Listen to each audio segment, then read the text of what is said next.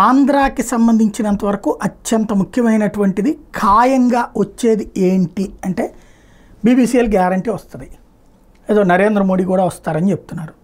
దాంతోపాటు సినీ పరిశ్రమ వస్తుందా, ఇదేదో రకరకాల ప్రచారాలు ఊహగానాలు. నేను మళ్ళీ చెప్తున్నా, ఆంధ్రాకి సినీ పరిశ్రమ రాదు. ఎందుకు అంటే ఇవాళ ఆంధ్రప్రదేశ్లో భూముల రేట్లు దారుణంగా ఉన్నాయి, మామూలు రేట్లు కాదు. ఎక్కడ చూసినా సరే సినిమా పరిశ్రమకి ఎక్కడ కావాలి, వైజాగ్లో కావాలి.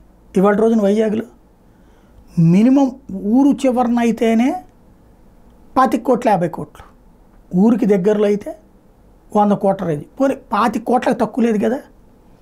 హైదరాబాద్లో వీళ్ళందరూ భూములు తీసుకున్నప్పుడు ఎంత ఉంది, 50,000 1,00,000 రూపాయలు ఉంటే గ్రేట్, ప్లస్ ప్రభుత్వం భూములు ఇచ్చింది.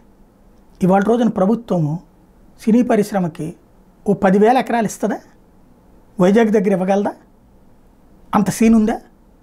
రాష్ట్ర ప్రభుత్వం ఇవ్వదు.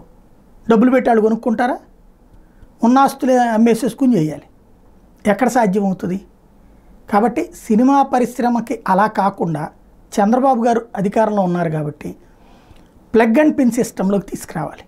లైక్ రామోజీ ఫిలిం సిటీ లాంటివి కట్టాలి, ఇక్కడ కట్టించి వాటిట్లలో ప్రభుత్వమే కట్టించి ప్రభుత్వమే డబ్బులు వసూలు చేస్తా షూటింగ్లకు ఇవ్వాలి.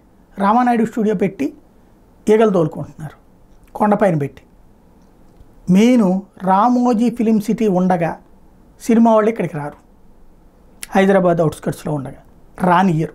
ప్లస్ ఇక్కడ ఆ రామోజీ గారి కుటుంబానికి అత్యంత ఆప్త ప్రభుత్వం ఉంది కాబట్టి అక్కడ దెబ్బతీసి సినీ రంగాన్ని ఇక్కడికి తీసుకురావాలని కోరుకోదు.